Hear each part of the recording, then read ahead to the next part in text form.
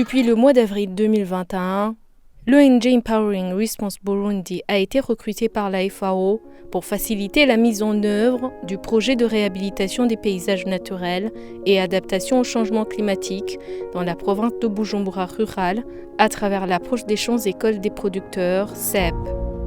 Le projet est exécuté dans 2 provinces d'intervention, à savoir Bujumbura sur 15 collines des 4 communes, à savoir Kabezi, Kanyosha, Mutambu et Nyabiraba, ainsi que dans les 3 communes de la mairie de Bujumbura, Muha, Mukaza et Nahangwa.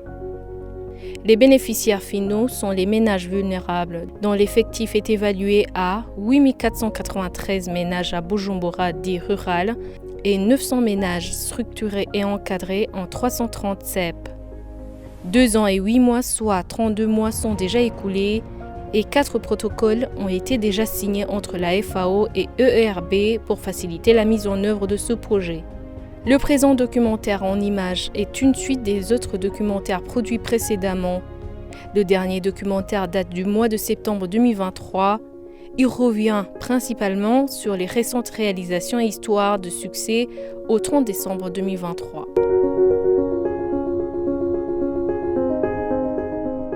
Pendant les 2 premières années du projet, 10 063 862 plants forestiers, agroforestiers ainsi que des bambous ont été produits et plantés sur 15 collines d'intervention du projet dans la province de Bujumbura. Au total, 10 657 hectares ont été reboisés avec un aménagement de bassins versants sur 6 876 hectares de superficie et 136 km de berges de rivières protégées. Ces travaux sous forme de IMO, haute intensité de main-d'œuvre, ont créé des opportunités d'emploi aux bénéficiaires du projet. Pendant la période de juin au mois de décembre 2023, les travaux IMO de protection des terres dégradées n'ont pas été exécutés faute de validation de notes conceptuelles. Ils ont été remplacés par les travaux d'entretien des plants plantés et le curage de fossés anti-érosifs dans toute la zone d'intervention du projet. Le personnel technique de ERB, en collaboration avec ses comités locaux de gestion, a encadré les activités d'entretien.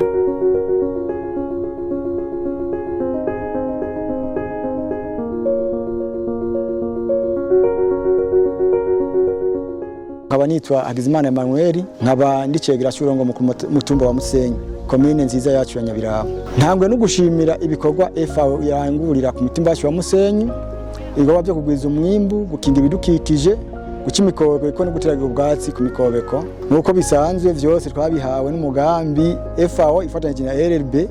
Ku nyigisho bahaye abanyeshure ndimo barazifashe nka kama.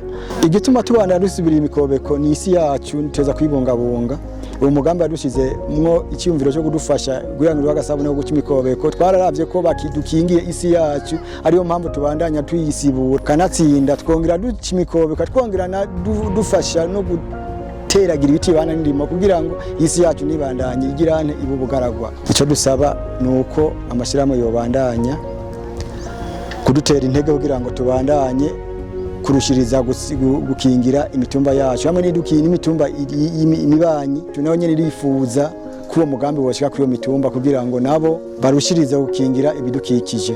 Jewe ni Twandubimana Jeanne, mba ku mutumba Buhonga, komine Kanyosha, zone Ruyaga, intara yacu ya Bujumbura. Twazindutse muri ibi bikorwa byo gusibura imikobeko twaciye, kandi turabona ko akaryo keza katwirika kuteza gukingira ibidukikije bivanye no guca imikobeko mu gutera ibiti bibana n'indimo. Habonye ko ari ibikorwa byiza cyane.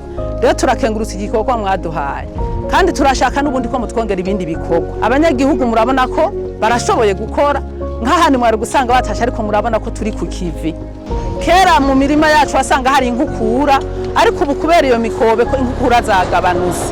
Ubu kubera twaciye imikobeko, tukaba twarateye ivyatsi ku mikobeko, ibitungwa biraronka ivyatsi, n'ahandi kare wasanga abantu bose bari mu mirima ba kanaka, ariko ubu kubera ivyatsi biri ku mikobeko abantu benshi barahira.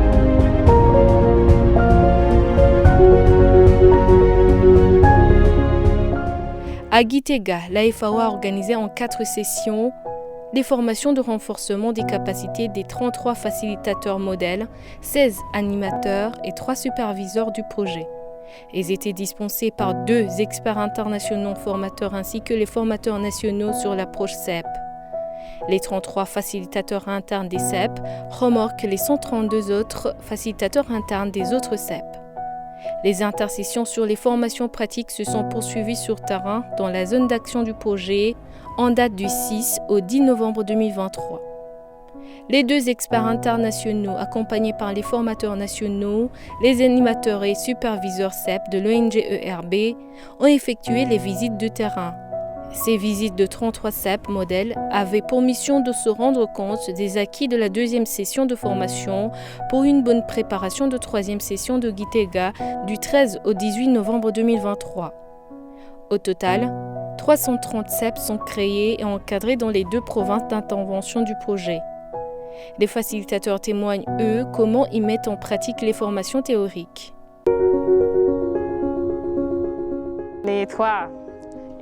Irakoze Laurence nkaba ndi umworosha wo ku mutumba wa Nyabiraba.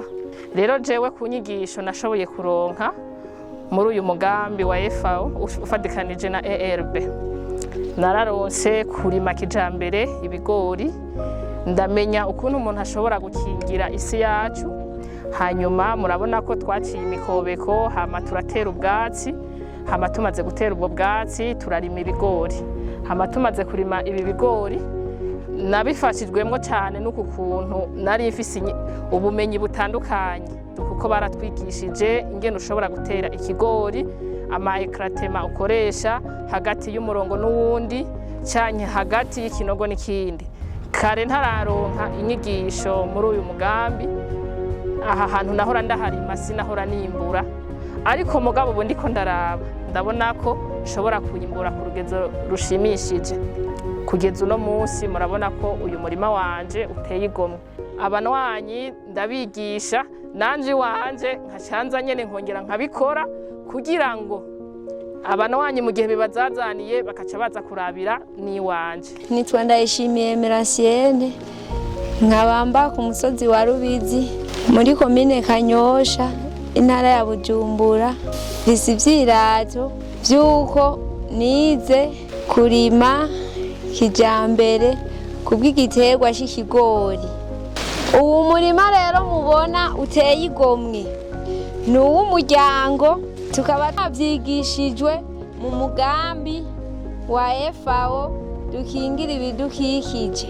Kare twahora tuharima imbuto zivanze bigatuma turonka umwimbu muke, ariko ubu mpaye ndaba muri no misi bivanye n'iki giterwa c'ikigori ukuntu gishimishije, ndabona ko tuzoronka umwimbu mwinshi mu muryango.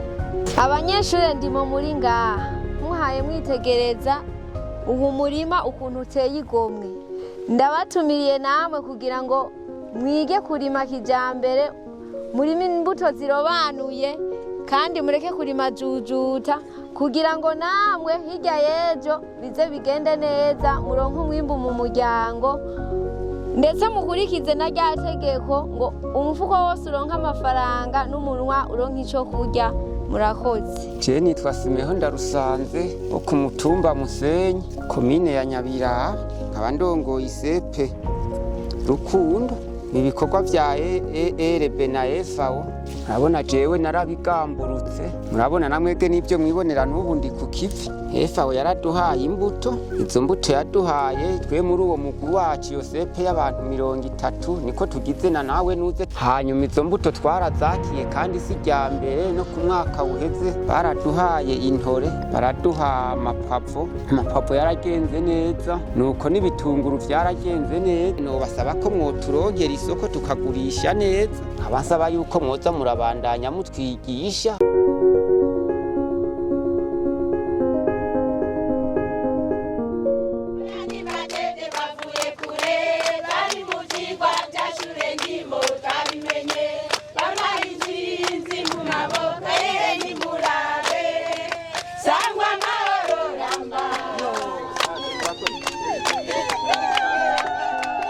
Au total, au moins 56 coopératives sont déjà structurées, encadrées et enregistrées dans le cadre de ce projet, soit 46 coopératives en province de Bujumbura et 10 coopératives en mairie de Bujumbura. Au cours de la période du mois de juin au décembre 2023, le renforcement de capacité des animateurs de l'ONG ERB responsables d'encadrement de ces coopératives, ainsi que la formation des membres des comités se sont poursuivis. Pour renforcer les capacités en production agricole, les CEP et les coopératives sont appuyées en semences de maïs, de légumes, de haricots et de soja, des poissons d'igname et des cornes de colocase. Les activités génératrices de revenus sont organisées autour de l'élevage, l'apiculture ainsi que la myciculture. Sous la facilitation de la représentation de la FAO, ERB est en train de négocier l'accès au marché de PAM pour la farine biofortifiée et haricots bifortifiés produits par des coopératives encadrées par le projet de la province de Bujumbura. Aussi, ERB vient de signer un mémorandum d'accord avec la microfinance Turame Community Finance, TCF, pour permettre aux coopératives et leurs membres l'accès au crédit auprès de cette microfinance. Les membres des coopératives témoignent de l'importance des coopératives et comment ils créent collectivement les activités génératrices de revenus.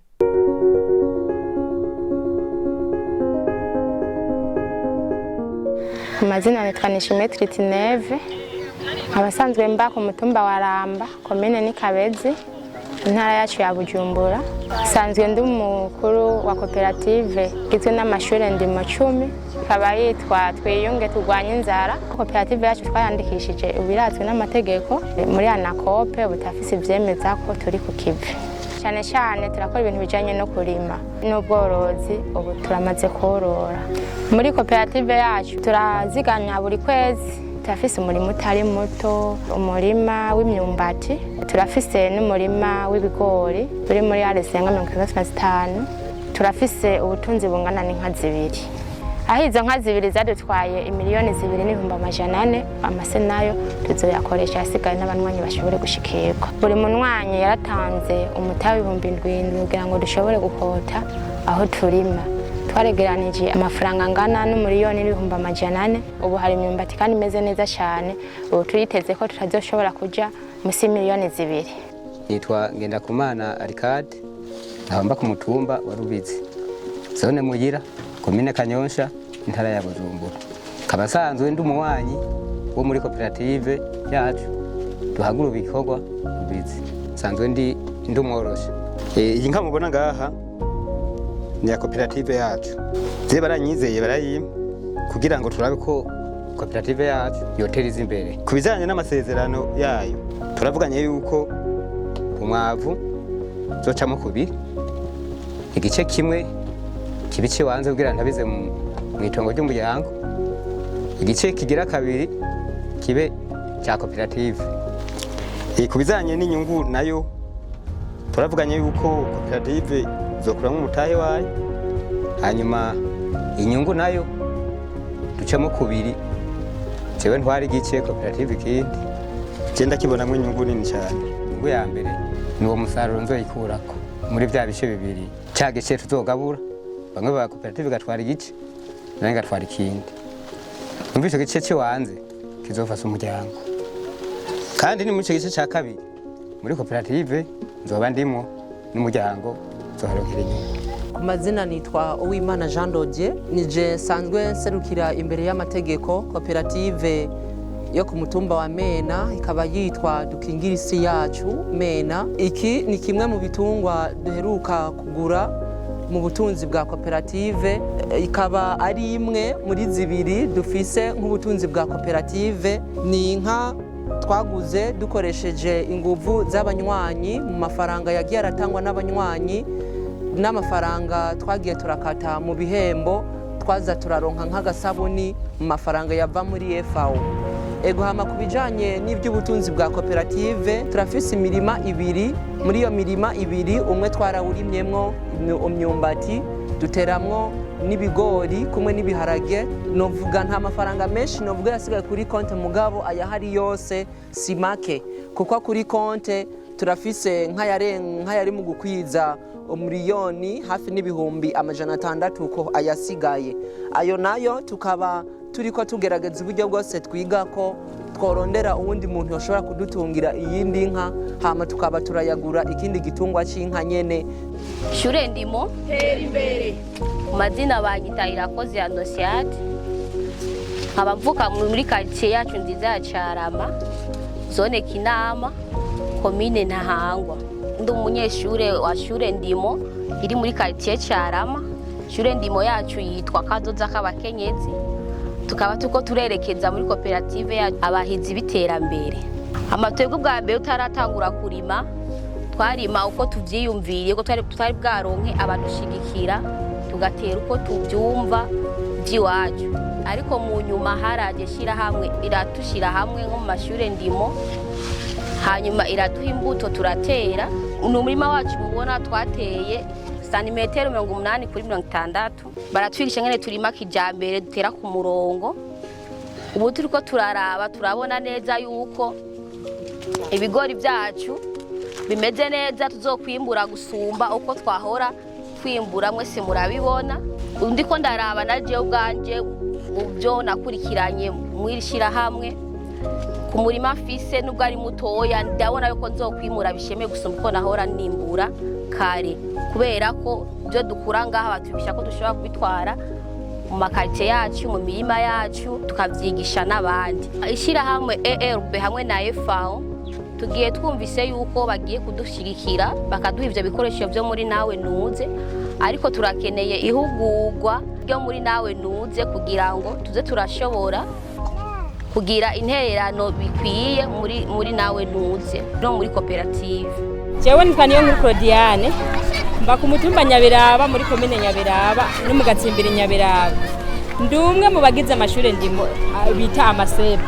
Amasepe nayo yatangwe n'ishiramwe FAO, ishirahamwe mpuzamakungu ryaje kurwanya inzara mu gihugu cyacu cy'u Burundi. ERB nayo ifasha kugira ngo ishire mu gihe FAO ibiri kirakora kugira ngo ubuhinga bugwire. Uyu munsi rero FAO yaramutse itugendeye ngaho iwacu inyabiraba ituzaniye iteke. Iryo teke rero yarahora mu myaka yahera, ariko ubu amateke yari yarahonye, ariko ni byiza cyane ko basuye kutwimvira ko akatuzanira imbuto. Batubwiye ko iri teke ari ubushakashatsi bwagizwe na Izabu. Batuzanira amateke y'ubwoko butandukanye ngo natwe dusuye tugwize umwimbu ngaho iwacu. Iri teke rero ni igiterwa kimwe mu biterwa mbumbarugo byo kwongera mu biterwa kadusanzwe dufise. Twararihorana turarizi ko riryoshe, twararibuze twagifuza, ariko rero FAO irayituzaniye. Ntaworeka gukenguka ko ibyo FAO yadukoreye ni byinshi cyane. Yaduhaye byinshi bitandukanye, yaduhaye imbuto zitandukanye, iratwigisha kurima kijambere, iratwigisha ubuhinga bugezweho, iraduha ibitungwa. Ubu unyumwavu nkuko turawugura, turafise ibitungwa kandi turokorana n'abandi. En conclusion, le projet a déjà commencé à produire les impacts et les changements positifs témoignés par les bénéficiaires eux-mêmes. Avec le nouveau protocole, on va continuer les activités de réhabilitation des paysages dégradés, de renforcement des capacités des CEP et coopératives, surtout celles de mairie de Bujumbura qui sont récemment créées. Aussi, le suivi des travaux de construction des hangars et d'irrigation collinaire va faire l'objet de priorités dans la poursuite des actions du projet. Enfin, la connexion effective des coopératives aux institutions de microfinance et au marché d'écoulement constitue également la priorité dans la mise en œuvre de ce projet. ERB remercie vivement la FAO pour la bonne collaboration ainsi que ses partenaires locaux, surtout les autorités locales, pour leur accompagnement dans l'exécution de sa mission.